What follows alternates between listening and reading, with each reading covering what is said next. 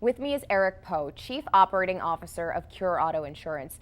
Eric, what should someone do if they get into an accident? The first thing they do is not panic. The second thing you should do is use what you use every day, and that is your smartphone. Take pictures of the scene so that when you end up having a dispute over that accident and the conditions, what was the road like, were there skid marks, you actually have the ability to capture that now with everybody's smartphones that they have. So number one, take pictures.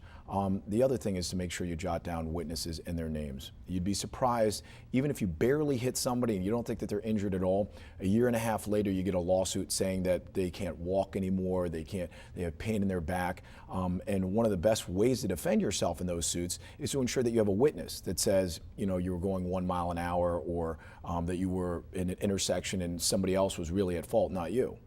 Now, will my insurance go up automatically if I am in an accident? You know, that's a very good question. Most people think if I just file any claim, my car insurance is going to go up. That's not true. Number one, if you have vandalism, so if something happens to your car and somebody else was at fault, it's usually not going to increase your rates.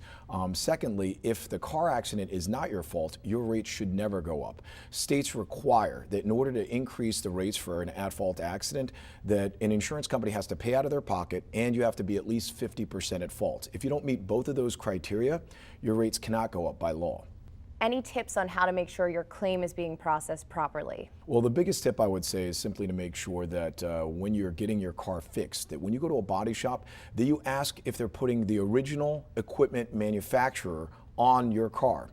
Very often what car insurance companies do, like a Geico for example, they'll actually require that the body shop put aftermarket parts on your car. So if you have a BMW for example, they'll put some foreign-made body part on your actual BMW, and then when your lease gets turned in, they actually find out that you're using a non-BMW fender, and they'll actually charge you more money. So to protect yourself, make sure that the body shop is putting on the original manufacturing parts. Thanks so much, Eric. That's Eric Poe of Cure Auto Insurance.